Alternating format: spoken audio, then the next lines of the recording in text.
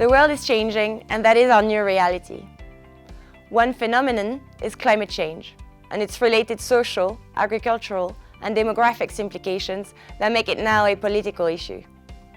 We can't keep producing and consuming the way we used to, and therefore traditional financial tools are no longer enough to manage our clients' savings. After more than 20 years of globalization, rates reaching beyond zero, and natural resources excessive consumption, we need to change old ways of investing and incorporate social and climate-related aspects into our economic and financial scenario. For this, we needed to develop new tools and methodologies.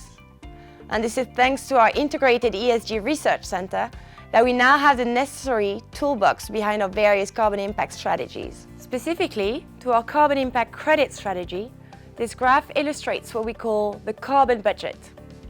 Scientists have determined which amount of carbon can be emitted before atmospheric concentration translates into degrees of warming of +1 to +7 degrees. This graph intends to show you that in 2014, we collectively produced 35 gigatons of carbon in the world. If we keep emitting at this rate, we are heading towards a +5 degrees warming scenario at the end of the century. The sharp sectorial decarbonization represents the 2 degrees scenario budget, which was the upper range of the Paris Agreement objective. Only 4 global industries make up 80% of total greenhouse gas emissions. This is where we really need to get involved and decarbonize. It is our strong conviction that we need to accompany those sectors into the transition, as they will be the ones with the most impact. Financing the energy transition through every sector is key to our strategy.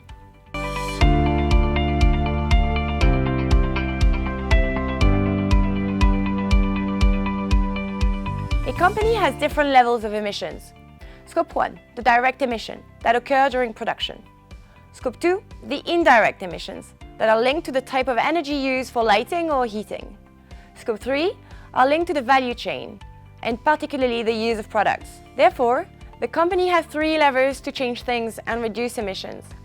If we take the example of an auto manufacturer that emits 50 tons of CO2 per year for one car produced, if it doesn't change anything, next year will also result in 50 tons of CO2. However, what they can do is act on the different source of emissions.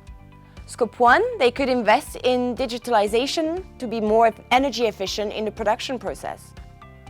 Scope 2, they could install solar panels on manufacturing sites. Scope 3, they could invest into hybrid and electric vehicles that will induce less emission once on the road. Such investments in green technologies will reduce induced emission in the future. Therefore, from the initial 50 tons of CO2, the auto manufacturer can go down to 20 tons for the same car produced. The 30-ton difference between the two scenarios are the avoided emissions linked to those investments. Now that we've explained the global carbon budget available in order to achieve the 2 degrees objective, and to the micro-level emissions linked to a company's activities, we'll reconcile the two into our pathway methodology. The pathway methodology is forward-looking. The carbon emission trajectory involves different hypotheses, but has the advantage of putting individual green projects into perspective. We are looking here for real and transformative changes in companies we look at.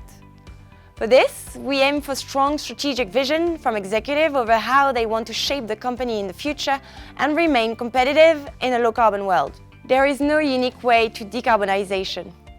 Transformations are varied but mostly specific.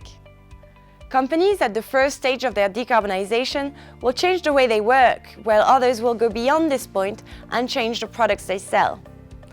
A change in the company's culture should also be at the heart of the company's transition. All those approaches are unequal in terms of time horizon and ambitions, and this is our job to understand and measure them. Today, there are different degrees of transition, and in order to evaluate the performance, we compare current and future companies' emission to the 1.5 and 2 degrees reference scenario given by the International Energy Agency, by sector and by geography.